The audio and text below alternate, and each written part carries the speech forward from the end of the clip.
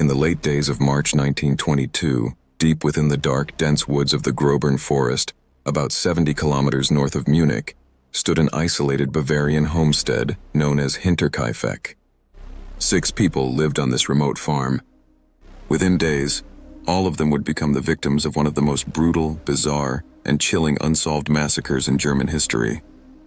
The victims were the elderly couple Andreas and Cecilia Gruber, their widowed daughter, Victoria Gabriel, Victoria's 2 children, 7-year-old Cecilia and 2-year-old Joseph, and their newly hired maid, Maria Baumgartner. What took place on this lonely farm was not just a mass murder, but a multi-day psychological nightmare. Weeks before the massacre, a sequence of inexplicable and deeply unsettling events began to unfold. The 63-year-old patriarch, Andreas Gruber, started mentioning strange occurrences to his neighbors. He recounted finding a trail of fresh footprints leading directly out of the surrounding forest, through the snow, and straight toward the farm's machine shed. Oddly, the footprints were strictly one way. They approached the house, but there were no returning tracks leading back into the woods. Inside the house, Andreas reported hearing heavy footsteps echoing from the floorboards of the attic. Keys to locked rooms vanished without a trace. And one morning, he discovered a strange newspaper on his porch, one he had never subscribed to. Yet despite his growing unease, this fiercely independent man refused to notify the police or ask his neighbors for help. He believed he could protect his home with his own rifle. It proved to be a fatal miscalculation. Adding to the eerie atmosphere hanging over the homestead was the sudden departure of their previous maid 6 months earlier. She had abruptly packed her bags and fled, terrified, claiming that Hinterkaifeck was haunted and that she constantly felt a malevolent presence watching her from the attic. Her replacement, 31-year-old Maria Baumgartner, arrived at the farm on the afternoon of March 31st. It would be her very first, and her final, day on the job. On the evening of Friday, March 31st, 1922, the killer or killers set their trap. Investigators later reconstructed the grim timeline, concluding that the family members were lured into the barn one by one.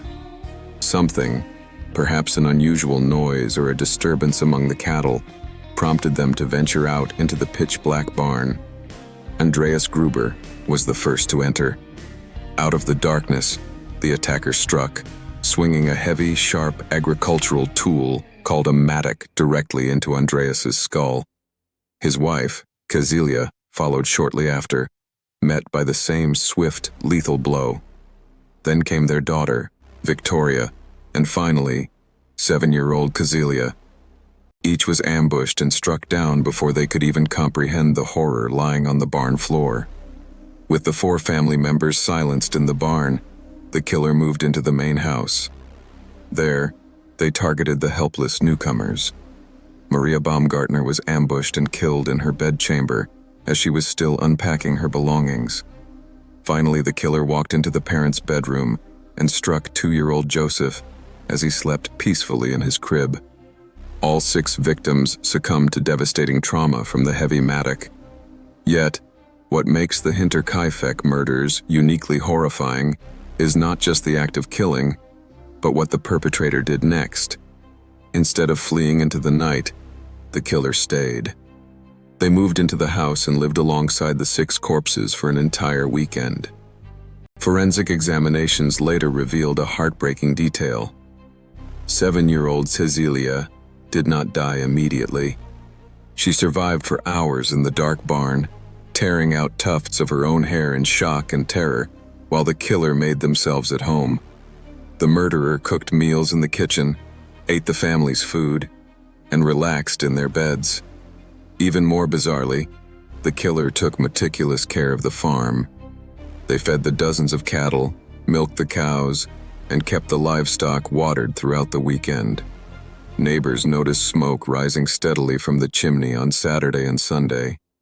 On Monday, a local mechanic named Albert Hoffner spent 5 hours at the farm repairing a stationary engine. He noticed the family dog tied up outside, barking frantically. and felt an eerie sensation that someone was watching him from inside the house, though no one answered his calls. The killer was hiding in the shadows, just feet away from the bodies, calmly waiting out the days. The slaughter was finally discovered 4 days after the event, on Tuesday, April 4th. Suspicions arose when young Cecilia failed to appear at school for several days and the family missed Sunday church services. A group of concerned neighbors traveled to the farm to investigate. Upon opening the barn door, they uncovered a gruesome sight. 4 blood-stained bodies stacked neatly on top of one another, concealed beneath straw and an old door. Moving into the living quarters, they discovered the lifeless bodies of the maid and the infant Joseph. When the Munich police arrived, the investigation quickly descended into chaos. Forensic science in 1922 was primitive. Dozens of curious villagers and onlookers tramped through the property, inadvertently trampling footprints and destroying vital physical evidence. The murder weapon, the mattock, wasn't discovered until a year later when the house was demolished. It had been hidden expertly beneath the attic floorboards directly above where the killer had slept. In a desperate move to find answers, investigators decapitated the victims and sent their skulls to Munich for clairvoyants and criminologists to examine. These unconventional methods yielded nothing, and the skulls were tragically lost during the bombings of World War II. Over the years, the police interrogated more than 100 suspects, but no one was ever charged. 3 major theories emerged from the chaos. The first was a robbery gone wrong. Andreas Gruber was notoriously wealthy and known to keep large sums of cash hidden around the farm. However, investigators found a massive stash of money and gold coins untouched on the table. The killer hadn't taken a single cent, pointing away from financial gain and toward a deeply personal, vengeful motive. The second and most prominent suspect was Lorenz Schlittenbauer, a local town official and Victoria's former lover. Victoria's husband, Karl Gabriel, had reportedly been killed in the trenches of World War I back in 1914.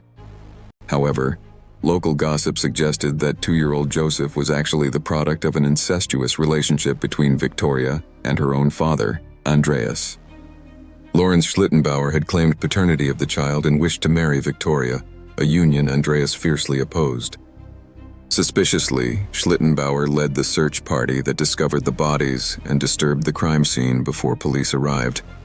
Despite his highly erratic behavior and intense personal grudges against the family, police lacked concrete physical evidence to convict him, and he was eventually released. The third theory suggested a ghost from the Western Front, Victoria's supposedly deceased husband, Karl Gabriel. Many villagers believed Karl had never actually died in France.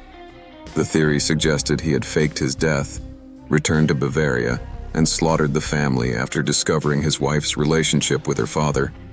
Several soldiers who fought alongside Karl later claimed they saw him alive after his reported death, heading toward the Russian border. His body was never recovered from the battlefield.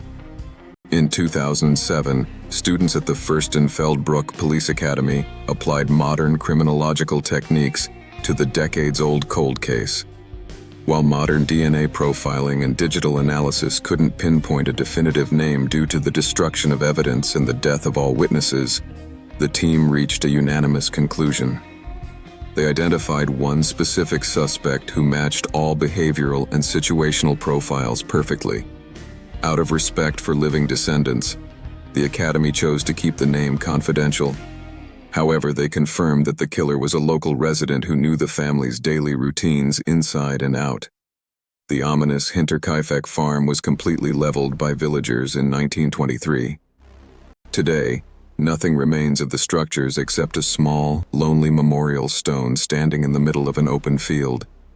The footprints in the snow, the heavy footsteps in the attic, and the faceless killer who lived among the dead remain enshrined as one of the world's most baffling historical mysteries, a secret buried forever in the cold Bavarian wind.